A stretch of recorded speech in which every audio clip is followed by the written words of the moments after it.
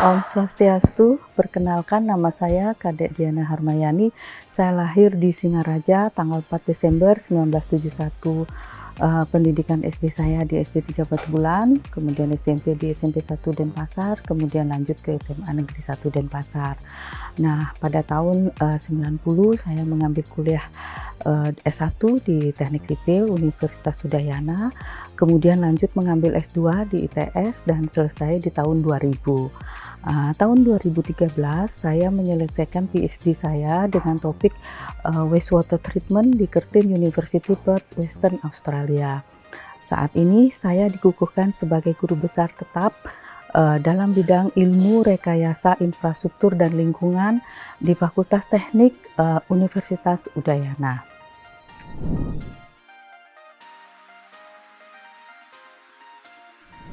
Orasi ilmiah yang akan saya sampaikan adalah mengenai pencemaran mikroplastik di Tukad Badung dan implikasinya terhadap keamanan air minum. Nah, kenapa saya memilih topik ini?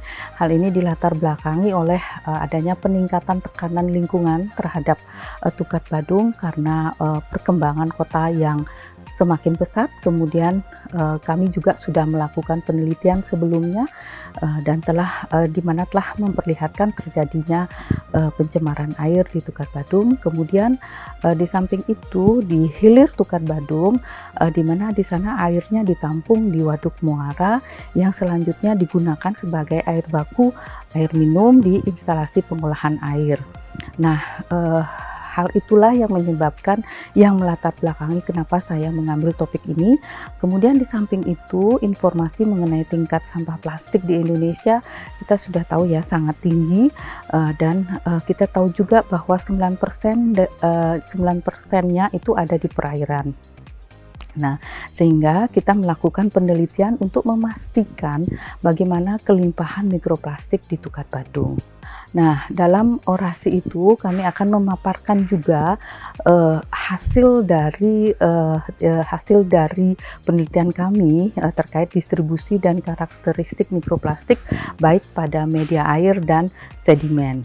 Nah, kita temukan bahwa konsentrasi mikroplastik di air itu berkisar antara 48 sampai 105 partikel per liter. Nah, sementara untuk di sedimen itu mencapai hingga 589 partikel per kilogram.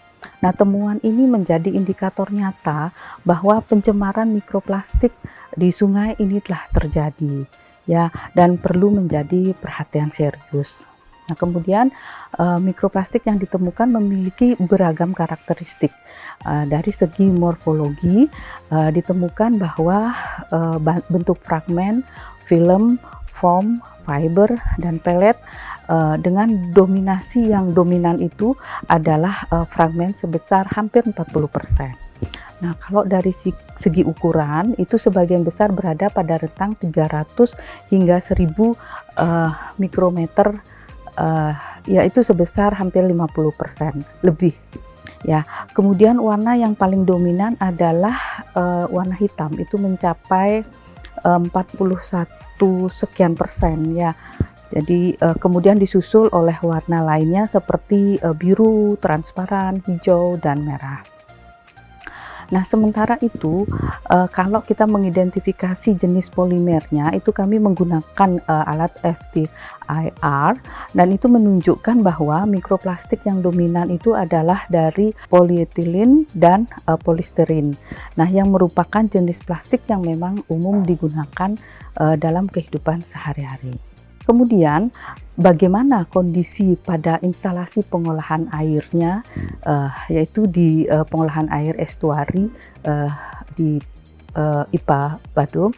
Nah, dari hasil pengamatan itu menunjukkan bahwa memang masih ada mikroplastik ditemukan di dalam proses pengolahan airnya. Nah, meskipun konsentrasinya itu lebih kecil. Nah, hal ini juga menunjukkan bahwa sistem pengolahan yang ada telah mampu untuk mengurangi sebagian mikroplastik, namun belum sepenuhnya menghilangkannya. Nah, oleh karena itu kondisi ini tetap menjadi perhatian kita bersama, sebab apabila mikroplastik terus terakumulasi dan terdistribusi kepada masyarakat, dalam jangka panjang, maka potensi dampaknya terhadap kesehatan manusia tidak dapat diabaikan.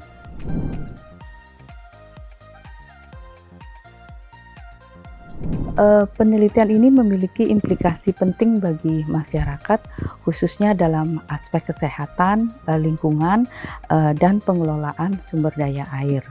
Nah, yaitu temuan mengenai tingginya konsentrasi mikroplastik di Tukat Badung menunjukkan adanya potensi risiko terhadap kesehatan manusia melalui rantai makanan dan penggunaan air sehari-hari.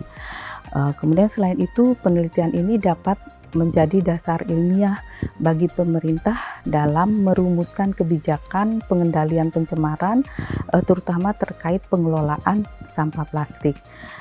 Dari sisi lingkungan, penelitian ini menegaskan urgensi perlindungan ekosistem sungai dan pesisir yang berperan penting bagi sektor perikanan dan pariwisata di Bali. Nah, lebih lanjut, penelitian ini juga berkontribusi dalam meningkatkan kesadaran masyarakat terhadap pentingnya pengelolaan sampah yang berkelanjutan, serta kemudian mendorong pengembangan teknologi pengolahan air yang lebih efektif.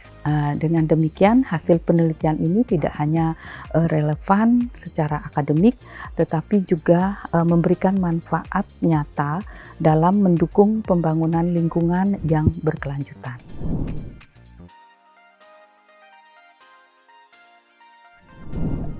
Sebagai guru besar, komitmen saya adalah terus mengabdi melalui 3 pilar utama, yaitu pendidikan, penelitian, dan pengabdian kepada masyarakat.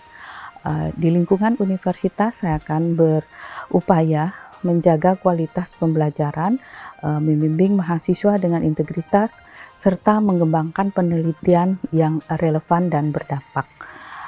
Di luar kampus, saya menempatkan pengabdian kepada masyarakat sebagai prioritas dengan memastikan bahwa ilmu pengetahuan yang dihasilkan tidak berhenti pada publikasi, tetapi hadir sebagai solusi nyata, khususnya dalam menjawab tantangan lingkungan dan pengelolaan sumber daya air.